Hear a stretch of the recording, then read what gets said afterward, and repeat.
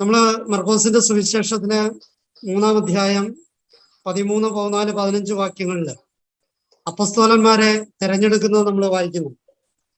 അവിടെ പറയുന്ന ഒരു കാര്യം ഇതാണ് ആ വാക്യം. പിന്നെ അവൻ മലമുകളിലേക്ക് കയറി തനിക്ക് ഇഷ്ടമുള്ളവരെ അടുത്തേക്ക് വിളിച്ചു. അവർ അവന്റെ സമീപത്തേക്ക് ചെന്നു. തന്നോടുകൂടി ആയിരിക്കുന്നതിനും പ്രസംഗിക്കാൻ അയക്കുന്നതിനും പിശാചുകളെ ബഹിഷ്കരിക്കാൻ അധികാരം നൽകുന്നതിനുമായി അവൻ 12 പേരെ നിയോഗിച്ചു. ഇത് അപ്പസ്തോലന്മാരെ വിളിക്കുമ്പോൾ ഈശോ അല്ലെങ്കിൽ യേശുവിന്റെ ലക്ഷ്യം എന്ത് എന്ന് മർക്കോസ് സുവിശേഷൻ സാക്ഷ്യപ്പെടുത്തുന്ന കാര്യമാണ്. അവൻ മലമുകളിലേക്ക് കയറി തനിക്ക് ഇഷ്ടമുള്ളവരെ അടുത്തേക്ക് വിളിച്ചു. നമ്മളെ സംബന്ധിച്ചിടത്തോളം ഇത് വളരെ പ്രധാനപ്പെട്ടതാണ്. ഈ ഭൂമി മലയാളത്തില് നമ്മള് ക്രിസ്ത്യാനികളൊക്കെ ഒട്ടേറെ പേരുണ്ട്, ഭക്തർ ഒരുപാട് പേരുണ്ട്, പ്രാർത്ഥിക്കുന്നവരുണ്ട്, വളരെ നിഷ്ഠയോടുകൂടി വിശ്വാസ ജീവിതം നയിക്കുന്നവരുണ്ട്. പക്ഷേ അവരിൽ നിന്ന് വ്യത്യസ്തമായി തനിക്കിഷ്ടമുള്ളവരെ അടുത്തേക്ക് വിളിച്ചു എന്നാ പറയും.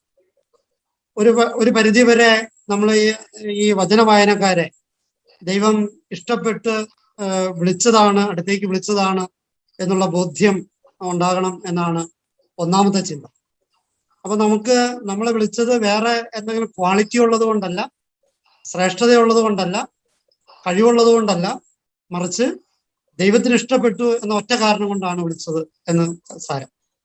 അപ്പൊ അങ്ങനെ ദൈവത്തിന് ഇഷ്ടപ്പെട്ടിട്ടാണ് വിളിച്ചിട്ടുള്ളത്, ദൈവത്തിന്റെ ഇഷ്ടമാണ് ഇത് എന്നും ആ ഇഷ്ടത്തിന് വിധേയരാണ് നമ്മളെന്നും ഉള്ളതാണ് ഒന്നാമത്തെ ചിന്ത.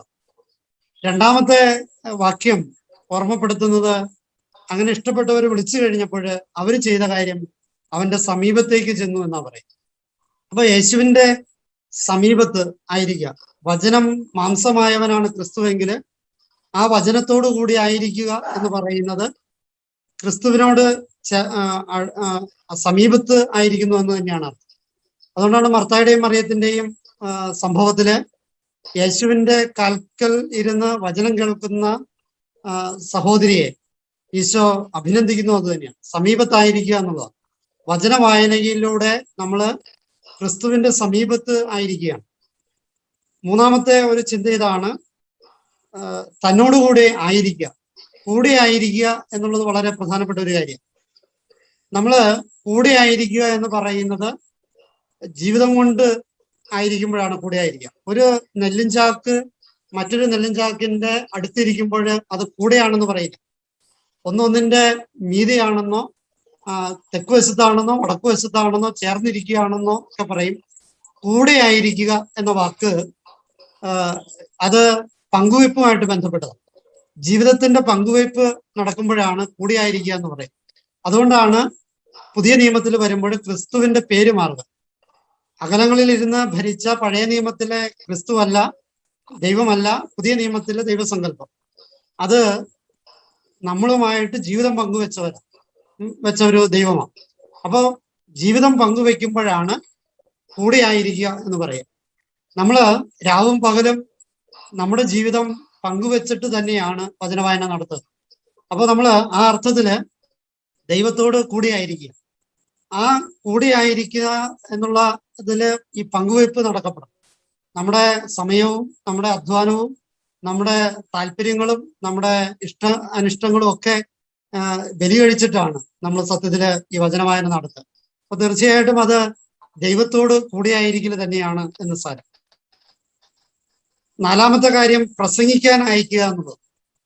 പ്രസംഗം എന്ന് പറയുന്നത് വായിലൂടെ പുറത്തേക്ക് വരുന്ന വചനത്തിന്റെ പേരാണ് പ്രസംഗം എന്ന് പറയുന്നത്. വായിലൂടെ പുറത്തു വരുന്ന വാക്കുകളുടെ ആകെത്തുകയാണ് പ്രസംഗമെങ്കിൽ അത് ഏറ്റവും ഭംഗിയായിട്ട് നിർവഹിക്കുന്നത് നമ്മൾ തന്നെയാണ്. കാരണം നമ്മുടെ വായിലൂടെ പുറത്തേക്ക് വരുന്നത് ദൈവത്തിന്റെ വചനം മാത്രമാണ്.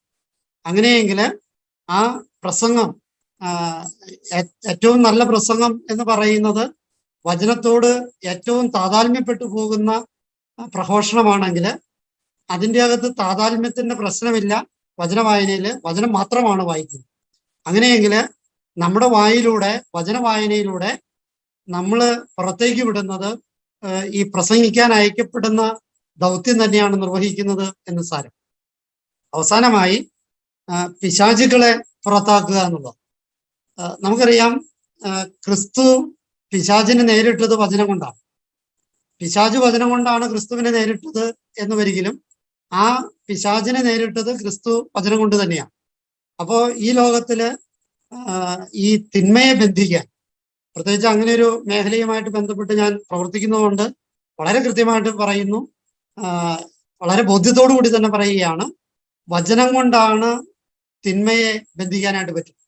അപ്പൊ പിശാചുകൾ ബഹിഷ്കരിക്കുക എന്ന് പറയുന്ന ദൗത്യം വചനം കൊണ്ട് മാത്രമാണ് നടക്കുക എങ്കിൽ ഈ വചന വായനയിലൂടെ നമ്മുടെ കുടുംബത്തിലെ, നമ്മുടെ ഉള്ളിലെ നമ്മളോട് ബന്ധപ്പെട്ട് കഴിയുന്ന മനുഷ്യരുടെ, നമ്മൾ നിയോഗം വെച്ച് പ്രാർത്ഥിക്കുന്ന പ്രദേശത്തിന്റെ, നാടിന്റെ, രാജ്യത്തിന്റെ, സംസ്ഥാനത്തിന്റെ ഒക്കെ പിശാചുകളെ പുറത്താക്കാനായിട്ട് ഈ വചന വായനയിലൂടെ നടക്കും.